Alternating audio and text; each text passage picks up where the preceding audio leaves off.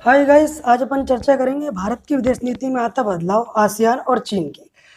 मेरा नाम राकेश शिवारे है और आप यदि मेरे साथ जुड़ना चाहते हैं तो इस चैनल को सब्सक्राइब कीजिए। नेशनल और इंटरनेशनल लेवल की जो वर्तमान घटनाक्रम हो रहा, शीत युद्ध की समाप्ति के बाद 21वीं सदी में भारतीय विदेश नीति ने वैश्वीकरण के साथ साथ एक नया आयाम लिया है। चाहे नरसिम्हा राव जी के समय की लोकिस्ट नीति हो या फिर आज की मोदी गवर्नमेंट की एक्टिस्ट नीति, यह भारत के आसियान देशों के प्रति फोकस को दिखाता है। हम आसियान देशों के साथ भारत के संबंधों की चर्चा करें तो आपको उससे पहले जान लेना चाहिए कि आसियान देशों के अंतर्गत कौन कौन आते हैं। आसियान देशों के अंतर्गत 10 कंट्री आती हैं। उनमें Brunei, Cambodia, Indonesia, Laos, Malaysia, Myanmar, Philippines, Singapore, Thailand और वियतनाम शामिल है, जिसकी स्थापना 8 अगस्त 1967 को हुई थी और इसका जो मुख्यालय है इंडोनेशिया की राजधानी जकार्ता में है। दोस्तों, हम भारत की विदेश नीति में आते इस बदलाव को कई मायनों में देख सकते हैं और या इसको ऐसा कहें तो आसियान के प्रति आते इस झुकाव को हम कई मायनों में देख सकते हैं। पहला है तुम्हारा वाणिज्य या फिर व्यापार, सेकंड है सांस्कृतिक और तीसरा है इसमें तुम्हारा सामरिक और रणनीतिक। पहले की लोकेस्ट नीति और अब की एक्टिस्ट नीति ने आसियान देशों के साथ भारत के व्यापार को बहुत इंक्रीज किया है। आसियान भारत का 4th सबसे बड़ा व्यापार भागीदार बन चुका है और अब व्यापार बढ़कर $81.33 बिलियन है, जो भारत के कुल व्यापार का 10.6% है। और भारत अपने कुल निर्यात का 11.28% इन देशों को निर्यात करता है। इससे आप इनकी अहमियत को समझ सकते हैं। यदि हम आसियान के साथ सांस्कृतिक जुड़ाव की बात करें तो भारत और आसियान दोनों का प्राचीन काल से ही गहरा जुड़ाव रहा है। इसका सबसे अच्छा उदाहरण खमेर एम्पायर द्वारा 12वीं शताब्दी में निर्मित अंकोर वाट का विष्णु मंदिर है, जिसे खमेर डायनेस्टी के राजा सूर्यनम सेकंड ने इसको स्टार्टिंग करवाई थी और इसका जो कंप्लीट करवाने का काम था जयवर्मन सेकंड ने किया था। ये मंदिर अंकोर वाट कंबोडिया में स्थित है।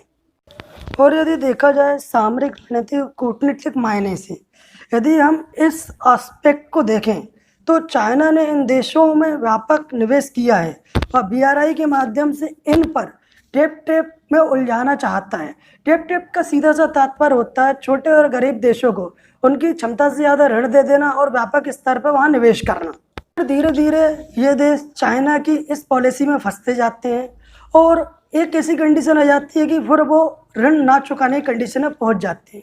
फिर चाइना क्या करता है, इन देशों में स्थित स्ट्रेटेजिक पॉइंट या इनके बहुत इंपॉर्टेंट एयरपोर्ट को 100 या 200 वर्षों के लिए लीज पर ले लेता है। जैसे यदि हम हाल ही में देखें तो श्रीलंका में हम्बन टोटा पोर्ट, जिसको श्रीलंका द्वारा चीन को 200 वर्षों के लिए लीज पर दे दिया क्योंकि श्रीलंका चाइना का कर्जा नहीं लुटा पाया। और यदि हम अभी फिलहाल के प्रेजेंट सिनेरियो में देखें तो नेपाल का आपके सामने मामला सामने है, किस तरह नेपाल गवर्नमेंट चाइना के इशारों पर काम कर रही है। यदि भारत चाहे तो इन देशों को मदद पहुंचाकर इन देशों को टेप जाने से रोक सकता है और इन देशों में बढ़ते चीनी प्रभाव को कंट्रोल कर सकता है। इन देशों में बढ़ता चीनी प्रभाव ना सिर्फ इन देशों के लिए खतरा है, भारत के सुरक्षा और सामरिक दृष्टिकोण से भी खतरा उत्पन्न कर रहा है, क्योंकि चाइना इन देशों के माध्यम से और भारत के पड़ोसी देशों के माध्यम से भारत को स्ट्रिंग ऑफ पर्ल्स की नीति के तहत घेरने की कोशिश कर रहा है। यदि हम देखें पाकिस्तान में ग्वादर पोर्ट हो या फिर श्रीलंका का हम्बन टोटा पोर्ट, भारत ने इन देशों के साथ आसियान देशों के साथ व्यापार को जिस लेवल पे बढ़ाया है और भारत के जिस तरह के सांस्कृतिक संबंध देशों के साथ रहे हैं, उस दृष्टिकोण से यदि देखा जाए तो चाइना की तुलना में हम इन देशों के ज़्यादा करीब हैं। यदि हमें इन देशों को चाइना के टेप में जाने से रोकना है तो इन देशों को मदद पहुंचानी पड़ेगी और ना सिर्फ इन देशों के साथ जो व्यापारिक संबंध है उनको व्यापारिक रिश्तों से आगे बढ़कर हमें अपने रिश्तों को सामरिक और रणनीतिक स्तर पर लेके आना पड़ेगा। और साथ ही साथ जो एक्सरसाइज होती है नेवल, आर्मी और एयरफोर्स की इन देशों के साथ बढ़ानी पड़ेगी ताकि हम चाइना को कंट्रोल कर सकें और एक प्रकार से हम कूटनीतिक बढ़त भी हासिल कर सकें। दोस्तों, आप लोगों का इस टॉपिक के बारे में क्या सोचना है और इस तरह चाइना का जो एग्रेसिव है और चाहे वो सामरिक हो या फिर वो ट्रेड को लेके हो, तो जिसके माध्यम से छोटे देशों की कंपनियां और वहाँ के छोटे व्यापारी खतरे में आ रहे हैं। आप लोग इस टॉपिक के बारे में क्या सोचते हैं या इस पर क्या राय रखते हैं, इस पर आप कमेंट करके बताइएगा। और साथ ही यदि आपको मेरे लेक्चर अच्छे लग रहे हो तो सब्सक्राइब कीजिए, लाइक कीजिए, बेल आइकन क्लिक कीजिए और शेयर कीजिए। थैंक्स।